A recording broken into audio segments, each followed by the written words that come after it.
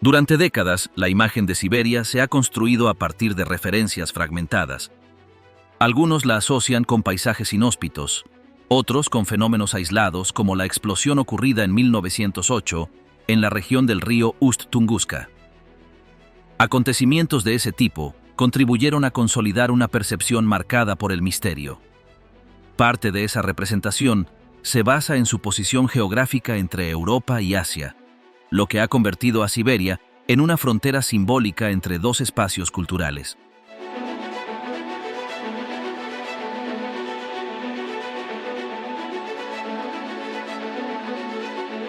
En el imaginario ruso ocupa un lugar singular. Sin embargo, para quienes viven allí, el sentido de pertenencia no se vincula con símbolos abstractos, sino con la experiencia directa del entorno. En la aldea de Yarkand, ubicada en la República de Sajá, también conocida como Yakutia, la vida cotidiana está determinada por el clima, el terreno y la memoria local. La conexión con la tierra persiste como una forma de organización, resistencia y continuidad. ¿Cómo es entonces la vida en las localidades de Yakutia? Bienvenidos a Mundare. Comencemos.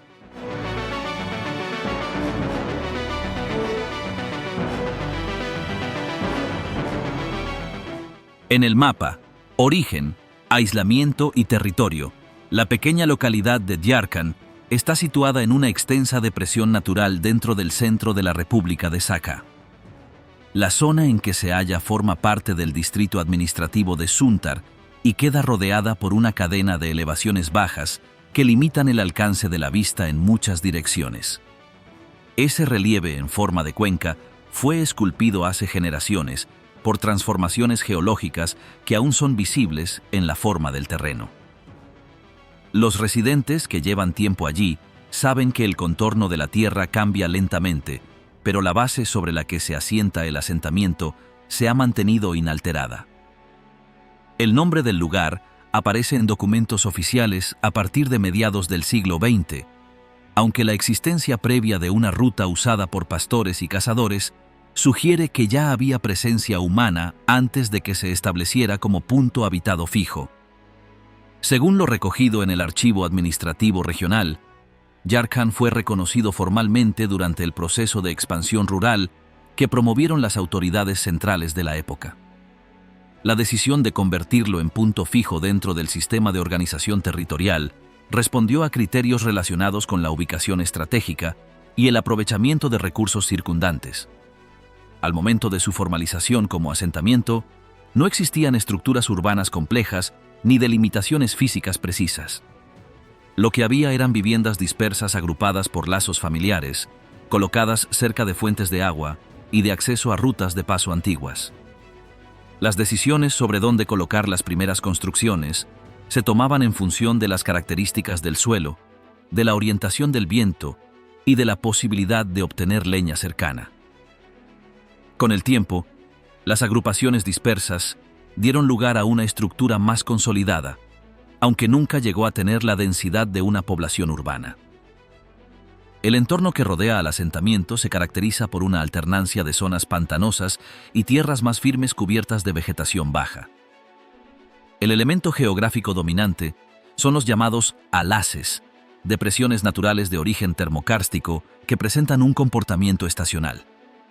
Algunos de estos alaces se llenan de agua en los periodos de deshielo, creando cuerpos de agua temporales que cambian de forma y tamaño según la época del año. Otros se mantienen secos durante largos periodos y se han utilizado históricamente como zonas de cultivo o pastoreo. La población local ha aprendido a identificar cuáles son aptos para cada uso según la estabilidad del terreno y el comportamiento del agua en años anteriores. La expansión agrícola en los alrededores del pueblo se organizó en función de esos alaces. Algunos fueron transformados en áreas de siembra temporal, aunque con restricciones marcadas por la calidad del sustrato. Otros sirvieron como base para la cría de animales en temporada cálida. Este uso intensivo del suelo nunca fue permanente, ya que las condiciones del terreno cambian cada cierto tiempo, obligando a adaptar los hábitos productivos. En muchos casos, alaces que antes se consideraban secos pasaron a inundarse. y algunos que eran útiles para pastoreo se volvieron inestables. La vegetación dominante en las inmediaciones está compuesta por pastos silvestres, arbustos bajos y algunas agrupaciones de árboles adaptados a suelos helados. Aunque existen especies que se dan bien en los márgenes de los alaces, la flora en general responde a un patrón de distribución controlado por la humedad del subsuelo. Las zonas más elevadas tienden a concentrar árboles, mientras que las depresiones se cubren de musgos o permanecen sin vegetación por largos periodos. La población ha utilizado esta distribución natural para definir rutas de paso y áreas de aprovechamiento. Algunas rutas se trazaron siguiendo franjas de vegetación densa, mientras que otras cruzan espacios abiertos donde el suelo se mantiene firme. La distancia que separa a Yarkand de los centros administrativos más relevantes es considerable. El asentamiento se encuentra a cientos de kilómetros de Yakutsk, la capital regional, y el trayecto hacia esa ciudad depende en gran medida de las condiciones estacionales.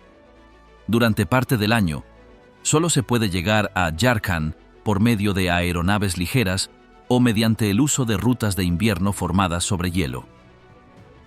Estas rutas temporales, conocidas como Simnik, permiten el tránsito de vehículos sobre superficies congeladas que desaparecen con el aumento de las temperaturas. Aunque hay caminos de tierra que conectan con aldeas vecinas, su uso continuo está limitado por el estado del terreno. Mautum.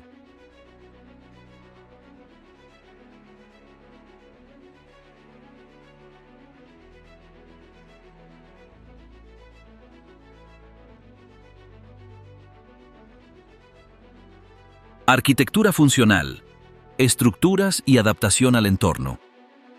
Las viviendas tradicionales en Yarkand responden a una lógica estrictamente utilitaria, derivada de siglos de adaptación al terreno y al entorno inmediato.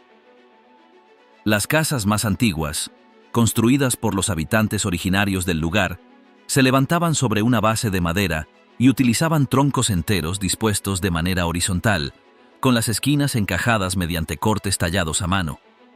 La selección de materiales no obedecía a preferencias estéticas, sino a la disponibilidad local. Las paredes se formaban con madera de larice o de pino, árboles abundantes en los bosques de la región. Estas viviendas seguían un patrón rectangular con techos inclinados, construidos con tablones planos recubiertos por una mezcla de corteza prensada y césped seco. La estructura descansaba sobre soportes de madera enterrados en el suelo, lo que generaba problemas cuando el terreno se desplazaba o perdía solidez. Por ese motivo, con el paso de los años se adoptó un sistema más eficaz: levantar las casas sobre pilares de madera, dejando un espacio entre la base de la vivienda y el suelo. Esta solución impedía que la humedad ascendiera por las paredes y también protegía la parte inferior de las construcciones de los cambios estacionales en el terreno. Aunque estas bases eran simples, demostraron ser prácticas y se mantuvieron como estándar durante décadas. La disposición interna de las casas tradicionales incluía un único espacio dividido de forma no permanente.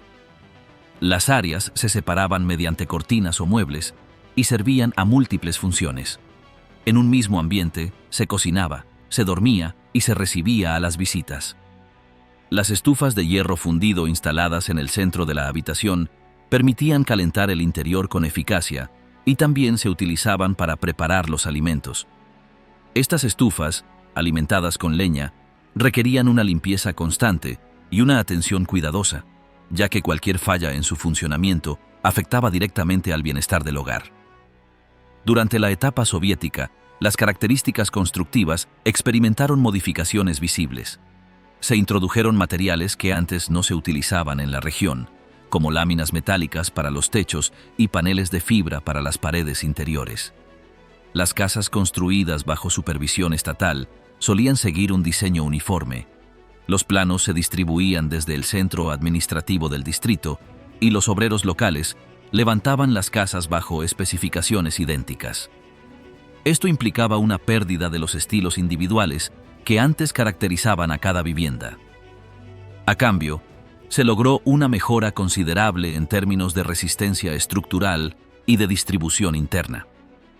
En lugar de un solo espacio multifuncional, Las casas construidas en tiempos del Sovkhoz se dividieron en 2 o 3 habitaciones conectadas por un pequeño pasillo.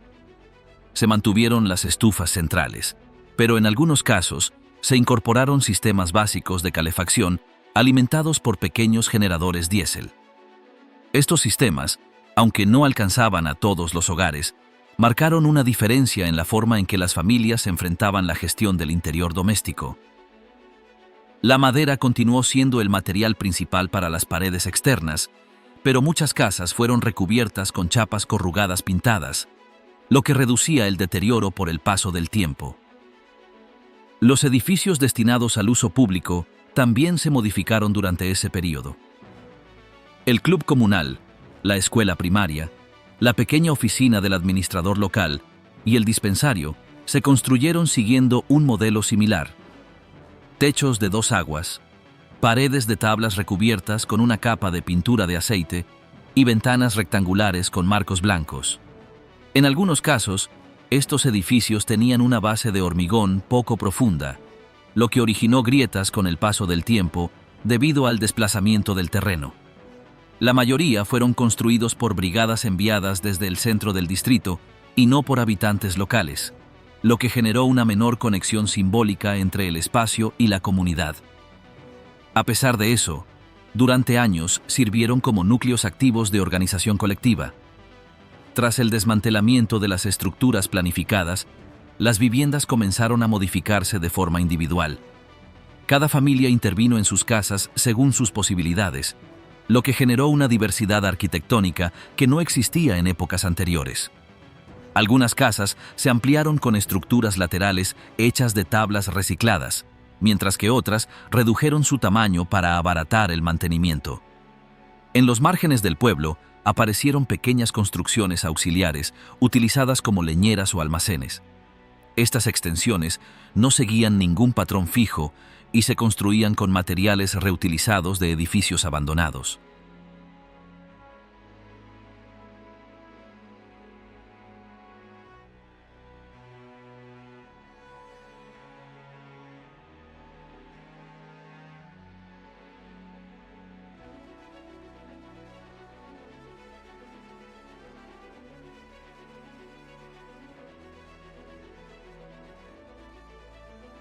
La introducción de nuevas fuentes de energía fue lenta y desigual.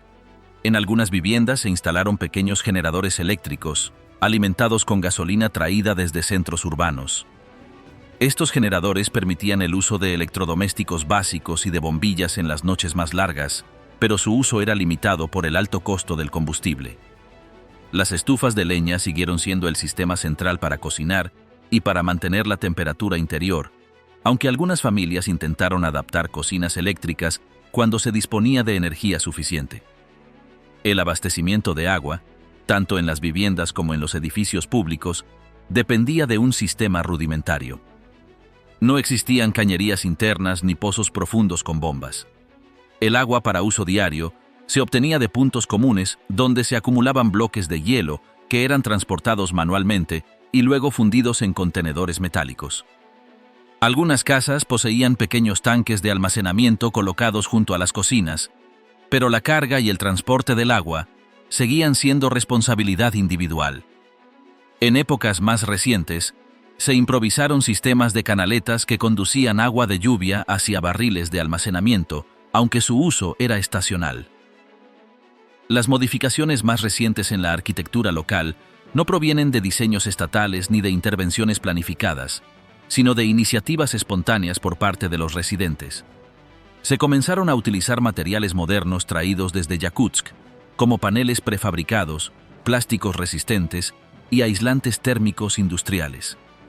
Estos elementos fueron adaptados a las casas existentes sin seguir ningún modelo uniforme y se integraron a las estructuras previas de manera pragmática. La incorporación de ventanas de doble acristalamiento y puertas metálicas mejoró el aislamiento general, aunque solo en los hogares con mayor capacidad económica. Los edificios públicos, al perder su función institucional, pasaron por transformaciones visibles. El antiguo club fue cerrado y sus ventanas selladas con tablas. La oficina del administrador quedó vacía y fue utilizada como depósito por algunas familias. Solo el almacén de víveres siguió operativo de manera intermitente, atendido por comerciantes que llegaban desde fuera. Las estructuras sin uso comenzaron a deteriorarse rápidamente, y algunas fueron desmontadas por completo para reutilizar sus partes. Esto generó un paisaje fragmentado, donde conviven casas activas, construcciones abandonadas y ruinas parciales. El vínculo entre la estructura arquitectónica y la lógica comunitaria también cambió. En lugar de edificaciones construidas por brigadas organizadas, los nuevos arreglos se basan en redes familiares. Los trabajos de reparación, ampliación o sustitución de elementos estructurales se llevan a cabo por grupos reducidos, muchas veces sin herramientas especializadas.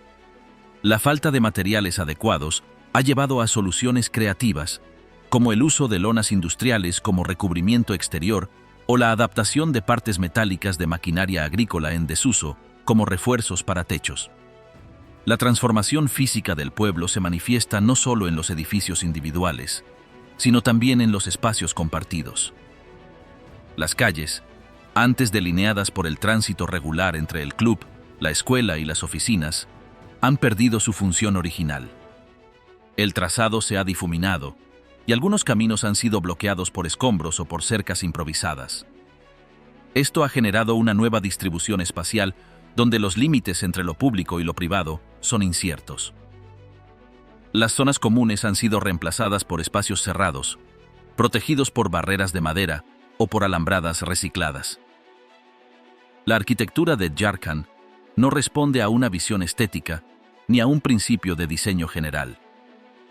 Es el resultado de una acumulación de decisiones prácticas, condicionadas por la disponibilidad de materiales, por las limitaciones económicas y por el conocimiento técnico de cada familia.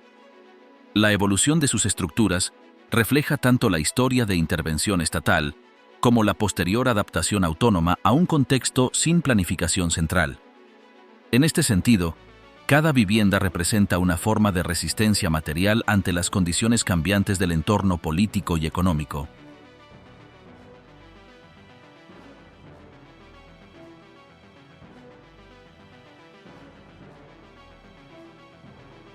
El idioma yakuto frente al ruso. Historia de una lengua desplazada. Durante muchos años, el habla en los hogares de Jharkhand se sostuvo sobre una base sólida de vocabulario yakuto. En el entorno íntimo de la familia, los adultos se comunicaban con los menores mediante expresiones y frases que solo se comprendían con fluidez dentro de ese espacio cerrado. La lengua se transmitía en voz baja, durante las comidas, mientras se cocinaba o al calor de una estufa. No se trataba de una instrucción planificada, sino de un uso diario sostenido en prácticas afectivas y domésticas. Las conversaciones giraban en torno a las tareas rutinarias, las comidas, las reglas de convivencia, las visitas y los parentescos. Todo se decía en yakuto, sin alternancias ni traducciones. Los ancianos mantenían esta forma de expresión incluso cuando el entorno institucional les exigía otras normas. Al conversar entre sí, al contar anécdotas de años pasados o al hablar con los nietos más pequeños, evitaban los términos extranjeros, recurriendo a fórmulas tradicionales para expresar gratitud, advertencias o recuerdos. Esta persistencia lingüística no respondía a un esfuerzo deliberado de conservación, sino a un hábito profundamente arraigado. El idioma circulaba sin interrupciones, mientras el mundo exterior comenzaba a imponer estructuras distintas. A partir del ingreso al sistema educativo oficial, los niños se vieron rodeados de palabras desconocidas. La escuela, con sus normas y horarios, funcionaba únicamente en ruso. Las instrucciones del maestro, los libros de lectura, los materiales didácticos y los exámenes estaban todos diseñados para una población rusoparlante. Los alumnos de origen yakuto debían adaptarse a ese entorno con rapidez. Muchos memorizaban frases sin entenderlas por completo, mientras otros intentaban reproducir sonidos sin conexión con sus usos cotidianos. El contraste entre la lengua del aula y la de la casa generaba una fractura perceptible. Dentro del salón, se corregían las pronunciaciones locales y se penalizaba el uso del idioma materno. Algunos estudiantes evitaban hablar durante las clases por temor a equivocarse o a que su acento fuera motivo de burla. La evaluación académica dependía de la capacidad para reproducir estructuras lingüísticas ajenas, sin que se valorara el conocimiento que los alumnos traían desde sus hogares. Con el paso del tiempo, esa dinámica influyó en la manera en que muchos niños comenzaron a percibir su lengua original. Las instancias escritas reflejaban aún con mayor claridad el desplazamiento. La escritura en yakuto se usaba de forma limitada, restringida a cartas informales o a algunas anotaciones personales. En la vida pública, casi todos los documentos debían redactarse en ruso. Formularios, solicitudes, certificados y registros exigían un dominio técnico del alfabeto cirílico y de las convenciones gramaticales rusas. Como resultado, muchos hablantes fluidos de yakuto desarrollaban una competencia parcial en el idioma impuesto, sin alcanzar una alfabetización completa en su lengua materna.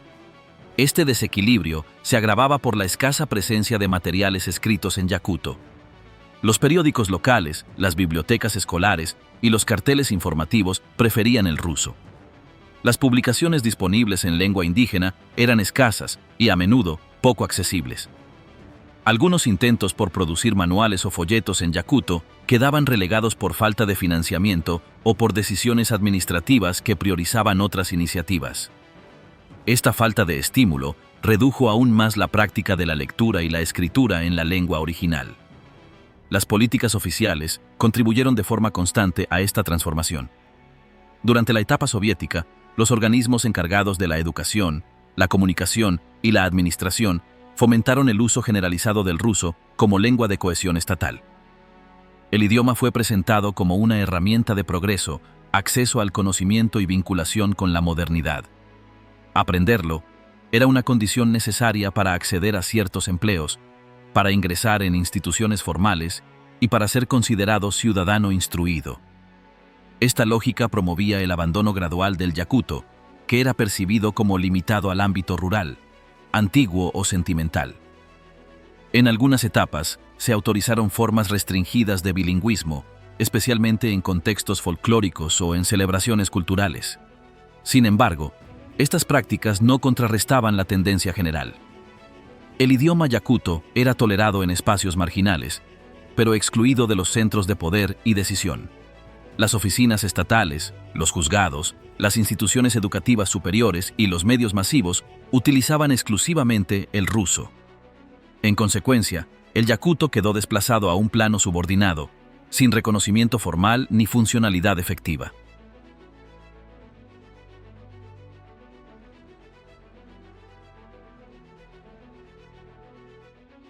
Con la disolución del sistema soviético, algunos cambios comenzaron a tomar forma. En el nuevo contexto, se abrió la posibilidad de revitalizar lenguas locales y de recuperar elementos identitarios relegados. En Yakutia, varios sectores propusieron fortalecer la enseñanza del idioma yakuto, impulsar publicaciones bilingües y crear espacios de difusión cultural en lengua propia. Surgieron proyectos editoriales, programas de radio y actividades escolares orientadas a recuperar el prestigio del idioma original. A pesar de estas iniciativas, la recuperación fue parcial y desigual. En algunos pueblos se reintrodujeron cursos de lengua y se organizaron concursos literarios en yakuto. Sin embargo, en otros lugares, las limitaciones presupuestarias y la falta de docentes especializados impidieron avanzar con consistencia. La revitalización se enfrentó a décadas de desplazamiento acumulado y a una generación que había crecido sin leer ni escribir en su idioma materno. Aún así, el simple hecho de que estas propuestas comenzaran a circular representó un giro importante frente al silencio institucional de épocas anteriores. El conflicto entre ambas lenguas no se reducía a un problema de comunicación. Para muchos hablantes, se trataba de una disputa simbólica sobre pertenencia, identidad y reconocimiento. El uso del yakuto evocaba una forma de vida asociada a la familia, la comunidad y la tierra. El ruso, en cambio, representaba el aparato estatal, las jerarquías formales y las normas impuestas desde centros lejanos. Esta tensión no siempre era explícita, pero se manifestaba en gestos, decisiones y sentimientos cotidianos. Al elegir una lengua para dirigirse a los hijos, al responder una carta o al participar en una reunión pública, las personas decidían también cómo situarse frente a esa disputa. En algunos hogares, los padres comenzaron a hablar con sus hijos en ruso, convencidos de que eso les abriría más puertas. Al hacerlo, cortaban de forma involuntaria la cadena de transmisión del idioma yakuto. Otros intentaron mantener ambos registros, utilizando el yakuto en casa y el ruso fuera de ella. Esta estrategia permitía sostener el idioma original, aunque relegado a un ámbito cada vez más reducido. Las elecciones lingüísticas se volvieron parte de una negociación constante, marcada por experiencias previas, expectativas de futuro y presiones externas. Hoy, el uso del yakuto en la vida diaria sigue presente, aunque con menor vitalidad que en el pasado. Las personas mayores lo utilizan con naturalidad, mientras que algunos jóvenes lo entienden pero prefieren responder en ruso.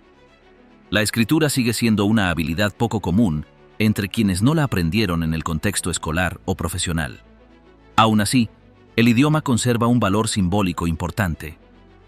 En celebraciones, rituales familiares y actividades culturales, reaparece como signo de continuidad y de resistencia silenciosa. Aunque el entorno político ya no impone de manera explícita el abandono de la lengua local, las condiciones sociales y económicas continúan favoreciendo el dominio del ruso. La mayor parte de los trámites, comunicaciones oficiales y oportunidades laborales exige competencia plena en ese idioma. Esta realidad limita el alcance de cualquier intento de revitalización si no se acompaña de medidas estructurales más amplias. A pesar de los obstáculos, el idioma yakuto mantiene una presencia significativa. Su permanencia no depende solo de políticas institucionales, sino también de la voluntad de quienes lo hablan, lo enseñan y lo transmiten en espacios informales. Cada palabra pronunciada, cada historia contada y cada conversación sostenida en ese idioma contribuye a mantenerlo vivo. La lengua se desplaza, se transforma, pero no desaparece mientras siga resonando en los hogares donde alguna vez fue la única forma posible de decir las cosas.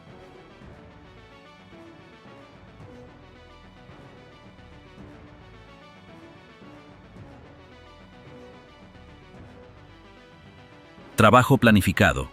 La era del Sovjós. En Jharkhand, la estructura laboral experimentó una transformación radical con la implementación del sistema de Sovjós. Este modelo, impulsado desde el poder central soviético, modificó completamente la relación entre la comunidad local y sus medios de producción. La colectivización no fue solo un cambio en el régimen económico, sino también un reordenamiento del tiempo, los ritmos y las jerarquías de la vida diaria. La organización del Sovjós en Jharkhand implicaba una división rigurosa de funciones y una planificación anual que partía desde los niveles superiores del aparato estatal. Cada año, se establecían metas de producción en función de las orientaciones recibidas desde Yakutsk y Moscú. El calendario agrícola se elaboraba con precisión, y todas las actividades se subordinaban al cumplimiento de los objetivos asignados.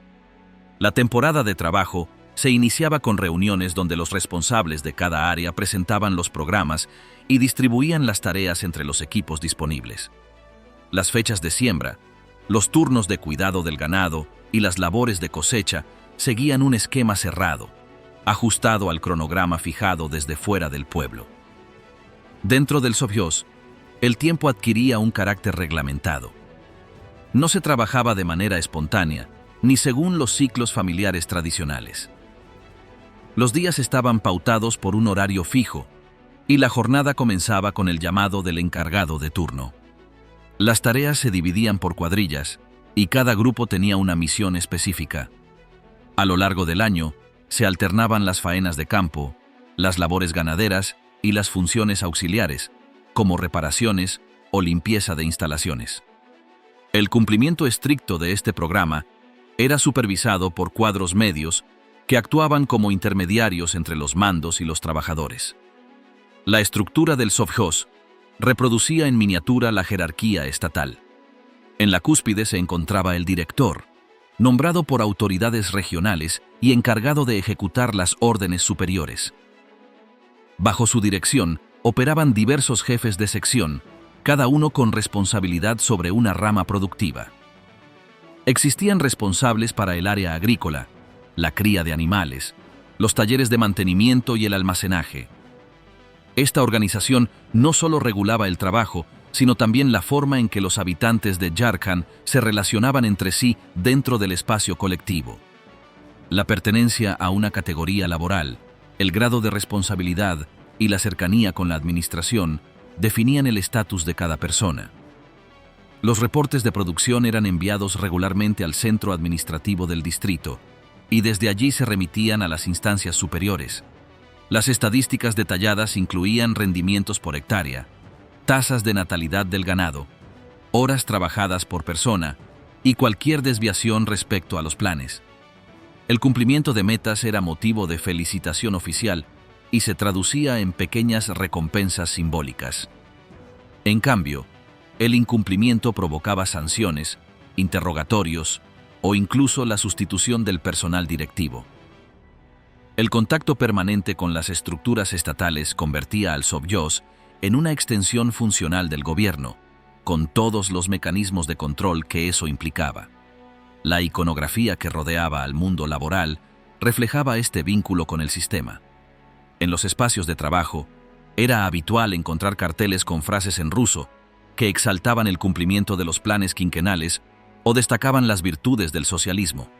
Los retratos de dirigentes nacionales decoraban las paredes de las oficinas del Sovjós, mientras que las banderas y pancartas se desplegaban en fechas conmemorativas. Esta simbología, omnipresente, cumplía una función pedagógica. Recordaba a todos los involucrados que su trabajo formaba parte de un proyecto nacional más amplio y que cada acción local tenía repercusión dentro del plan general del Estado. Las celebraciones relacionadas con la producción seguían una lógica similar. El inicio de la cosecha, el fin de la campaña de pastoreo o la inauguración de una nueva instalación eran ocasiones utilizadas para reforzar los valores del régimen. En estos eventos, los directores del Sovjós pronunciaban discursos, se repartían reconocimientos y se entonaban canciones oficiales. La participación en estas actividades era esperada como parte del compromiso con la comunidad laboral, aunque no todos los asistentes se sintieran realmente identificados con el mensaje que se transmitía. La presencia física en el acto bastaba para confirmar la lealtad institucional. La maquinaria y los insumos llegaban desde centros regionales, de acuerdo con los planes previamente aprobados.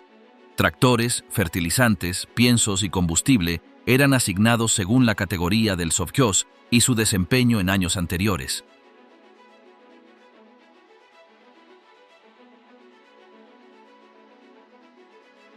La escuela como herramienta del Estado. En el centro del asentamiento se alzaba una edificación rectangular, de una sola planta, construida con tablones gruesos y revestida en pintura blanca. Ese edificio funcionaba como escuela durante todo el calendario lectivo, y en su interior se distribuían 4 aulas, un pasillo central, una pequeña oficina para el personal docente y un cuarto de almacenaje donde se conservaban materiales didácticos y objetos de uso regular. Las ventanas, orientadas en su mayoría hacia el sur, estaban cubiertas con persianas móviles y las puertas interiores eran de madera maciza. Las aulas incluían escritorios de madera en filas paralelas, una pizarra en el muro frontal y una estufa de hierro fundido instalada en una esquina, conectada a un tubo largo que atravesaba el techo. El mobiliario permanecía inalterado durante el año.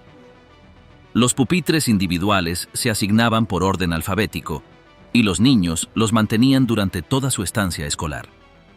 El suelo de tablones sin barnizar crujía con cada paso, y los pasillos mantenían un silencio vigilado por el maestro, que regulaba el tránsito entre clases con instrucciones breves y gestos aprendidos.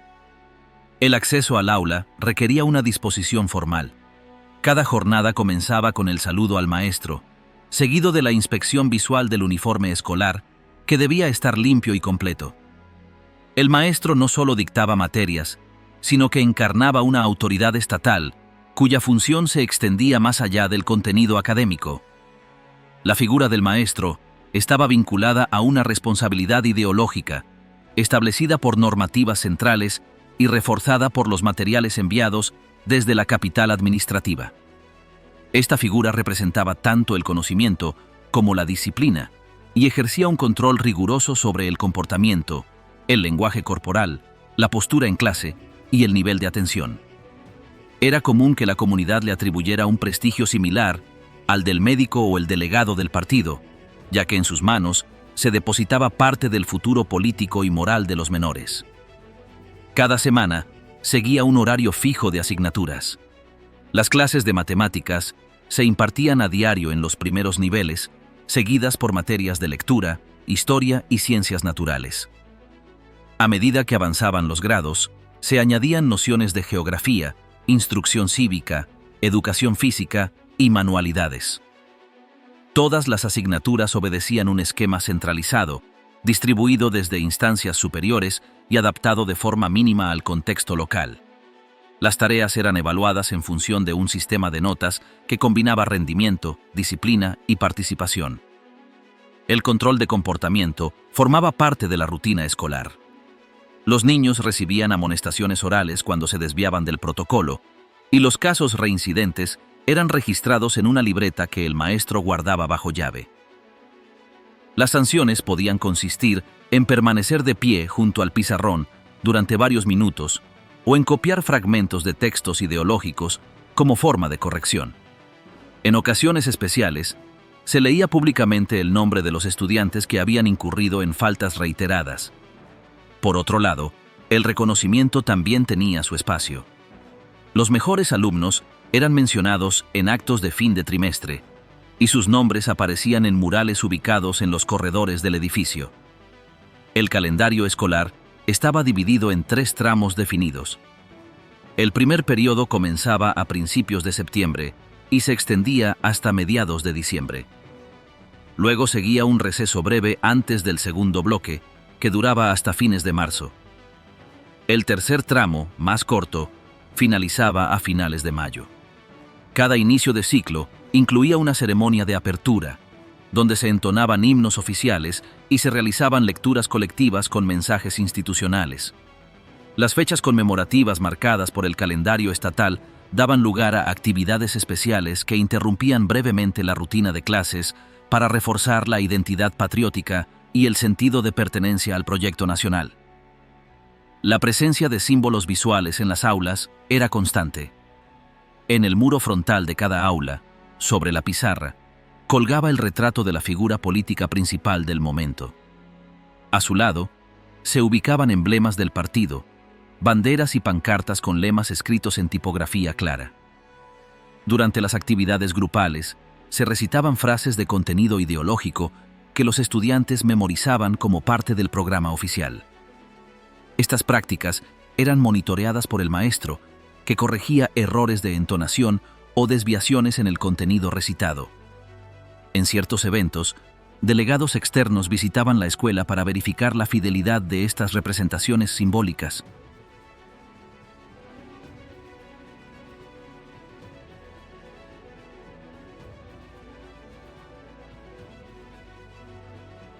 El día a día, vivienda, salud y transporte. En las rutinas domésticas del pueblo de Jharkhand, las tareas asociadas al funcionamiento cotidiano no están marcadas por la presencia de servicios modernos, sino por soluciones adaptadas a un contexto rural y aislado. Las familias destinan buena parte del tiempo a mantener sus hogares en condiciones habitables. La atención a los detalles prácticos del entorno inmediato determina la vida de sus habitantes, desde el acceso al agua hasta el tipo de desplazamiento que realizan. Uno de los elementos fundamentales en la vida diaria es la organización del suministro de agua. No existe una red que distribuya el líquido directamente hacia los hogares, de modo que cada vivienda resuelve el acceso mediante métodos propios. Durante buena parte del año, el agua se obtiene en estado sólido. El hielo es transportado desde las fuentes locales por miembros de cada familia y almacenado cerca de las casas, en bloques apilados. A medida que se necesita, se derrite en grandes cubas situadas dentro del hogar, un proceso que requiere tiempo, cuidado y combustión constante. La calefacción es otro elemento crucial del mantenimiento del hogar.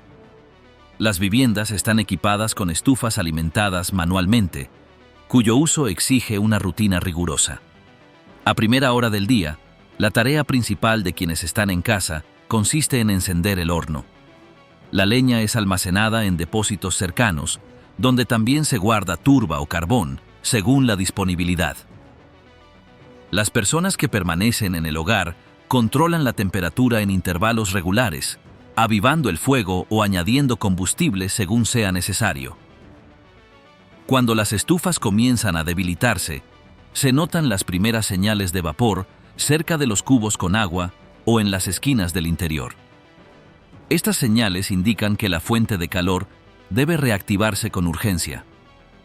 Algunas casas cuentan con acumuladores térmicos que prolongan la duración del calor. Sin embargo, estas soluciones no eliminan por completo la necesidad de intervención manual. La supervisión constante se combina con un conocimiento adquirido con la experiencia. Los habitantes distinguen los sonidos que indican combustión irregular o perciben alteraciones en la densidad del humo. Estas señales actúan como alarmas invisibles que anticipan posibles fallos y evitan daños mayores. El uso del espacio dentro de las casas también está condicionado por estos sistemas. Los utensilios de cocina se agrupan alrededor de la fuente de calor, igual que las áreas destinadas al descanso o a la preparación de alimentos. Las prendas húmedas se colocan cerca del horno para secarse, y los recipientes con agua derretida se organizan con una lógica centrada en el calor disponible. Los servicios médicos en Jharkhand han atravesado transformaciones considerables. En el pasado, la aldea contaba con un punto de atención sanitaria elemental. Este espacio estaba a cargo de una persona formada en técnicas básicas, capacitada para atender dolencias comunes, aplicar inyecciones o controlar signos vitales. En algunos momentos, el puesto incluía una habitación con camilla y estantes con medicamentos de uso general. Sin embargo, con el paso del tiempo, ese espacio dejó de recibir insumos. La persona encargada se trasladó o envejeció, y no hubo reemplazo directo. Desde entonces, los habitantes acuden a soluciones improvisadas o buscan asistencia en otros puntos del distrito, a menudo situados a muchas horas de distancia. Algunas familias mantienen botiquines con lo esencial: analgésicos, gasas, alcohol y ciertos jarabes. Otros recurren al conocimiento transmitido por generaciones, empleando plantas o prácticas tradicionales cuando las dolencias no presentan signos graves. En caso de emergencia, los habitantes establecen contacto con pueblos cercanos que disponen de una enfermería activa. Si se requiere un traslado, la organización del viaje depende de condiciones que no siempre pueden controlarse. Las rutas entre pueblos están disponibles solo durante ciertos meses, cuando el suelo congelado permite el paso de vehículos. En otras ocasiones, se hace uso de trineos tirados por animales, que aunque lentos, son efectivos para distancias moderadas. El transporte es una de las esferas que más refleja la relación entre el entorno y las estrategias comunitarias. La movilidad interna de Jharkhand combina medios tradicionales y adaptaciones modernas. En los meses en que la tierra permanece dura, algunos vehículos logran circular por los caminos de acceso, aunque con restricciones. Los neumáticos especiales y las cadenas para nieve son comunes en los automóviles locales. Pese a eso, muchos prefieren emplear métodos más previsibles, como el uso de trineos.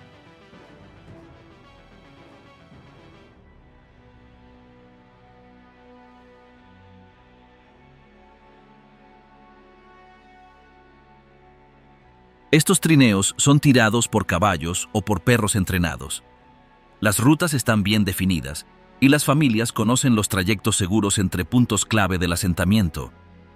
En cada estación, los senderos cambian según las condiciones del terreno, y por eso los adultos jóvenes realizan recorridos previos para verificar que los pasos continúen firmes. En caso de acumulación de nieve o alteraciones en la capa superficial, los caminos pueden cerrarse por semanas. La circulación dentro de Jharkhand también incluye tareas asignadas a los animales de carga. Los caballos cumplen una función más amplia que la de transporte personal. Muchos participan en el traslado de leña, agua o productos agrícolas. Su presencia es común en las cercanías de las casas, especialmente en áreas donde las familias poseen pequeños galpones o estructuras para guardar insumos. Algunos habitantes mantienen perros adaptados al uso de trineo, criados en condiciones específicas para resistir largas jornadas. Estos animales reciben cuidados especiales y entrenamientos que se transmiten dentro de ciertas familias. Una parte importante del transporte no está destinada a viajes largos, sino a recorridos entre viviendas o hacia espacios colectivos. El abastecimiento de víveres, leña, hielo o herramientas requiere desplazamientos constantes. Para facilitar esas tareas, las familias organizan rutinas que involucran a todos los miembros. Quienes tienen mejor resistencia o experiencia recorren distancias más amplias, mientras que las personas mayores o niños colaboran en puntos fijos. Las tareas son distribuidas con una lógica que prioriza la seguridad y la eficiencia. El mantenimiento diario de las viviendas es otra faceta fundamental del día a día. Este no se limita a reparaciones visibles, sino que incluye tareas preventivas. Las paredes, puertas y techos son inspeccionados con frecuencia para detectar signos de debilitamiento. Las estufas son desarmadas y revisadas en intervalos regulares, igual que las tuberías artesanales que conducen el humo. Los materiales que muestran señales de desgaste son reemplazados de inmediato. Las herramientas necesarias se almacenan en áreas específicas de cada casa, donde también se conservan repuestos básicos y productos selladores. Las familias también dedican tiempo al refuerzo de las estructuras externas. Los caminos hacia el depósito de leña, los accesos a los pozos de agua o los pasillos entre espacios interiores y exteriores son limpiados con palas, protegidos con tablones o cubiertos con ramas secas. Esta vigilancia constante forma parte del funcionamiento básico del hogar y su descuido puede derivar en accidentes o daños permanentes. Cada estación exige una preparación diferente y quienes habitan Jharkhand conocen de memoria los ciclos que deben seguirse para asegurar la estabilidad. La conexión entre las tareas domésticas, el transporte y la salud configura un conjunto de acciones interdependientes. La vida en Jharkhand no gira en torno a una infraestructura organizada desde el exterior, sino a sistemas construidos por quienes habitan el espacio.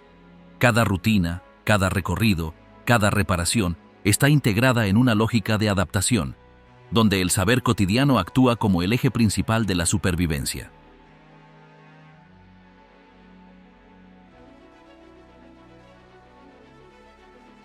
El silencio tras la retirada. Caída del sistema y abandono estatal. La estructura que alguna vez organizó las actividades productivas y administrativas de Jharkhand se disolvió sin un plan de reemplazo.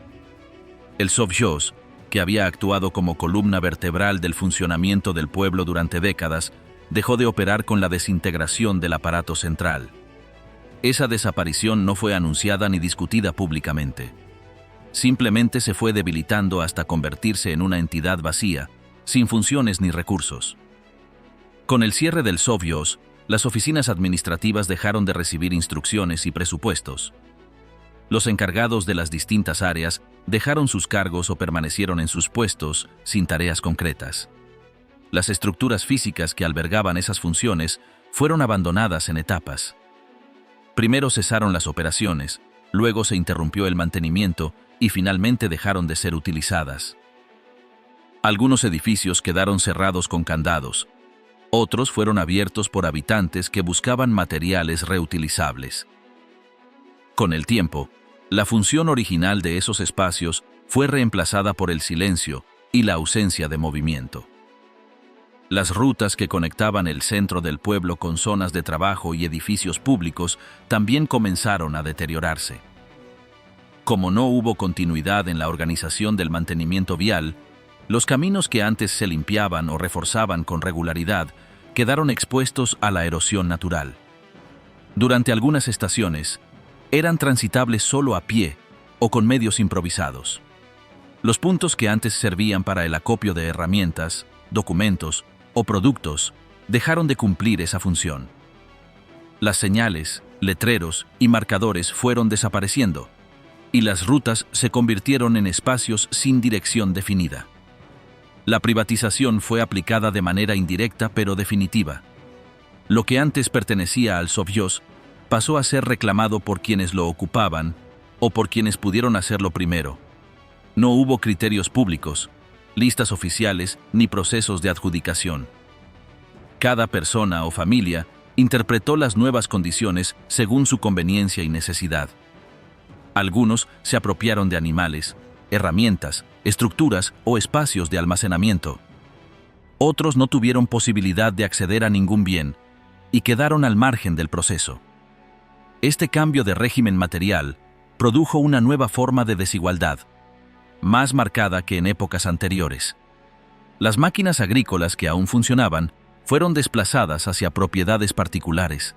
Los galpones que almacenaban insumos fueron vaciados, sus puertas retiradas, y las estructuras terminaron expuestas a la intemperie.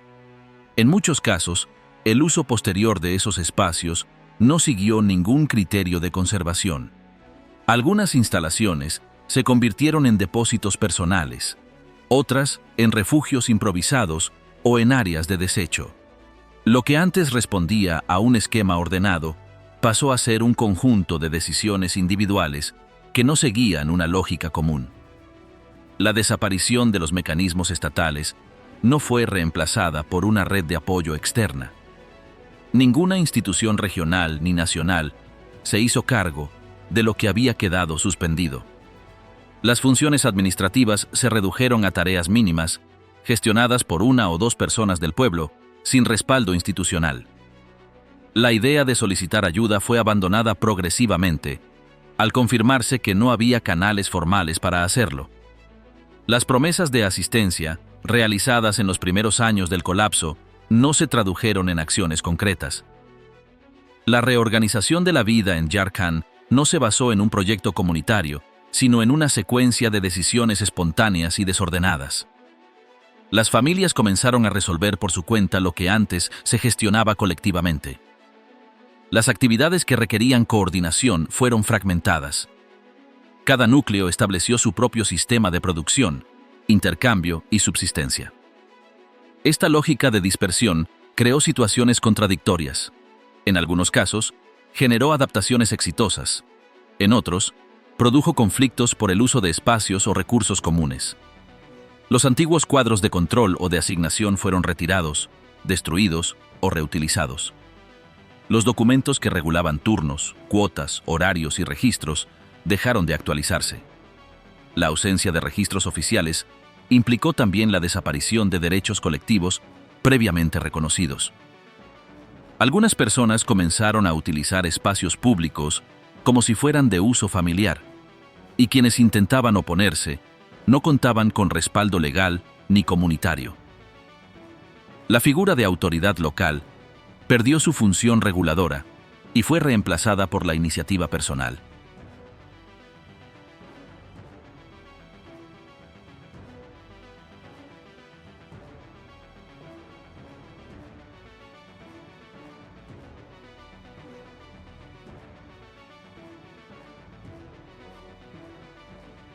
Orgullo entre ruinas, memoria, canciones y pertenencia.